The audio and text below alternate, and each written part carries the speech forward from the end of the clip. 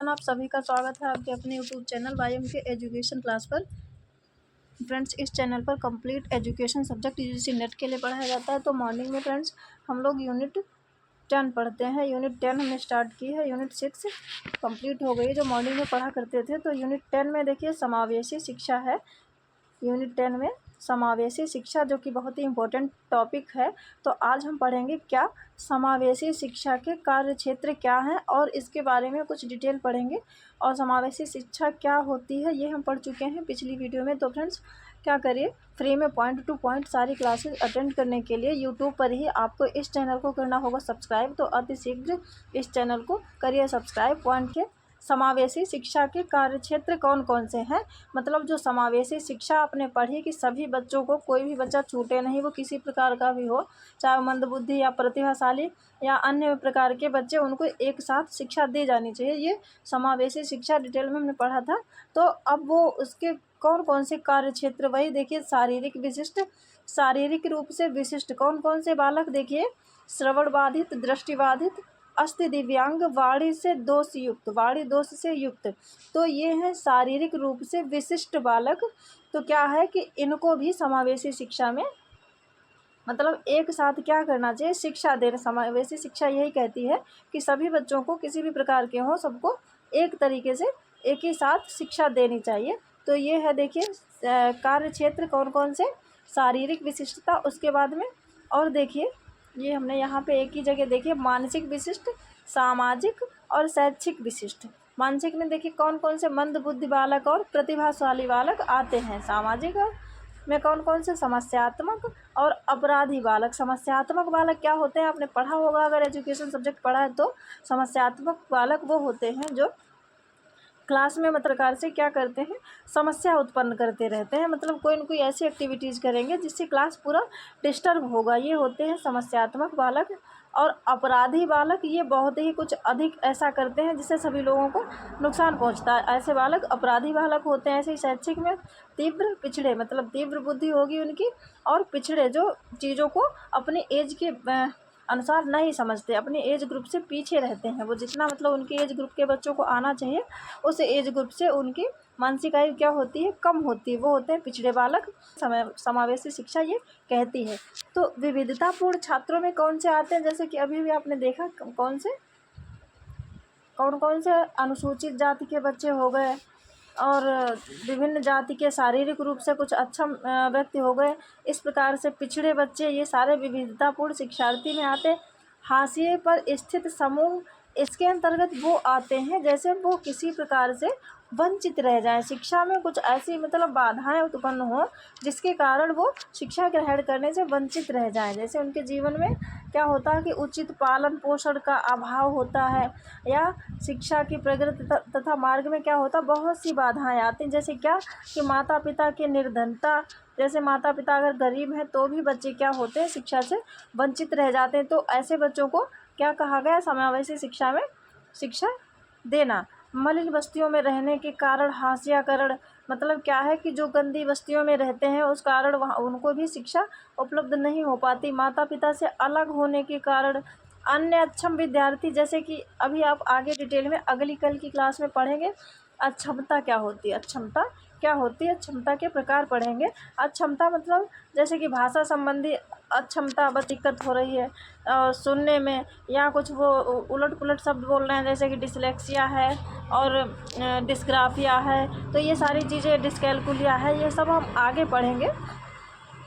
तो ये होते हैं कौन, अन्यथा अक्षम विद्यार्थी। तो इन सभी को क्या एक साथ भाई शिक्षा देने की बात समावेशी शिक्षा कहती। लेकिन कुछ इसमें जो बहुत ही अधिक क्या होंगे, इनको बहुत ही अधिक दोषयुक्त, जैसे कि बिल्कुल ही जो क्या होंगे, दृष्टिबाधित होंगे, तो उनको अलग से विशेष शिक्षा की व्यवस्था करनी ही पड़ेगी, और बिल्कुल ही वो सुन नहीं पाते तो इनके लिए अलग से भी व्यवस्था होगी। ये सारी चीज़ें देखिए बताई जाएंगी।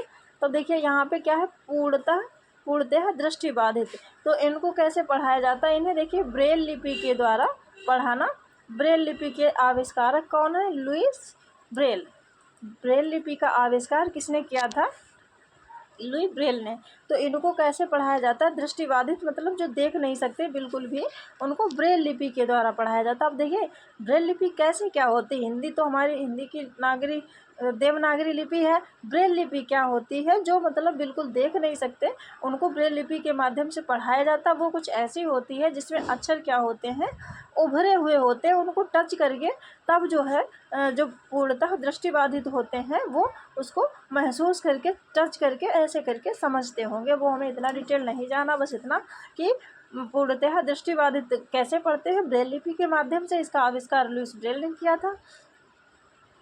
तो ये दृष्टिबाधित क्या, जो देखने में कठिनाई महसूस करते हैं, मतलब वो देख तो लेते हैं लेकिन उनको उतना अधिक साफ स्पष्ट नहीं दिखाई देता, वो होते हैं दृष्टिबाधित। तो उसके बाद में और देखिए चिकित्सा के परीक्षण। इसमें क्या देखिए, कक्षा के अन्य बच्चों को जानकारी नहीं होने देंगे। क्या कि मतलब समावेशी शिक्षा में इन सभी बच्चों को बैठाल रखा गया है भाई। और करेंगे क्या कि कक्षा के अन्य जो बच्चे हैं उनको ये पता भी नहीं चलने देंगे कि क्या है, ये बच्चा अक्षम है, किसी चीज़ में असमर्थ है। कक्षा की पहली पंक्ति में बैठाएंगे। तो ऐसे समस्यात्मक कुछ बच्चे होंगे, इस प्रकार से उनको क्या करेंगे, क्लास की पहली रो में बैठाएंगे। रंगों तथा प्रकाश का प्रयोग कक्षा में नहीं करेंगे। किसमें? जब ये मतलब ये दृष्टिबाधित लोगों को आप पढ़ा रहे हैं या कम दृष्टिबाधित, जिनको मतलब पूर्णतः दृष्टिबाधित नहीं है, उनको रंगों तथा प्रकाश का प्रयोग नहीं करेंगे। श्रवण सामग्री का अधिक प्रयोग करेंगे। अब देखिए श्रवण सामग्री जब आप पढ़ेंगे तो ऐसा लगेगा कि जो श्रवण बाधित हैं, श्रवण सामग्री का प्रयोग सिर्फ उनके लिए होता नहीं, क्या है, जो दृष्टिबाधित हैं उनको भी श्रवण सामग्री का उनके लिए भी अधिक प्रयोग। क्यों? क्योंकि वो देख तो नहीं पा रहे, तो वो सुनकर ही कुछ सीख सकेंगे। इसीलिए इनके लिए क्या किया जाएगा कि श्रवण सामग्री का अधिक प्रयोग किया जाएगा। आवर्धक लेंस, चश्मा का उपयोग, सीसीटीवी का प्रयोग। तो ये सारी चीज़ें हैं जो पूर्णतः दृष्टिबाधित नहीं है, उनको ऐसे करके पढ़ाया जा सकता है समावेशी शिक्षा के अंतर्गत। उसके बाद में देखिए ये वही रिपीट हो गया है। उसके बाद देखिए आगे बढ़ते हैं। श्रवण बाधित, दृष्टिबाधित देख लिया आपने, वो पूरा समावेशी शिक्षा में सब कुछ बताया गया कि सबको साथ साथ पढ़ाना। अब श्रवण बाधित में देखिए क्या, कितने जो सुन नहीं पाते, इसमें भी उसमें भी दो तरीके थे, इसमें भी दो प्रकार हैं। सुनने में कठिनाई, या तो बिल्कुल नहीं सुन पाते या फिर सुनने में कठिनाई महसूस करते हैं। तो देखिए जो सुन ही नहीं पाते उनके लिए क्या करते हैं, सांकेतिक भाषा का प्रयोग या विशेष विद्यालयों बनाए जाते हैं। वो तो बिल्कुल साथ में नहीं पढ़ सकेंगे, उनके लिए या तो विशेष विद्यालय बनाए जाएंगे या फिर सांकेतिक मतलब सिंबॉलिक भाषा का प्रयोग करेंगे। तो ये है। उसके बाद ये देखिए यहाँ पे इम्पोर्टेंट चीज़ है क्या,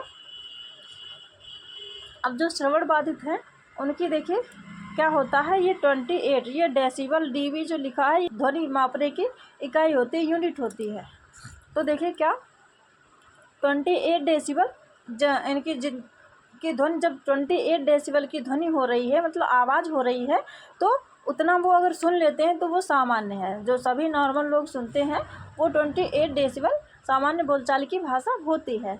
उसके बाद 28 से 45 मतलब 28 से 45, तो इतनी जब आवाज़ होती है, इतनी डेसिबल कितनी, 28 से 45, तो निम्न श्रवण बाधित।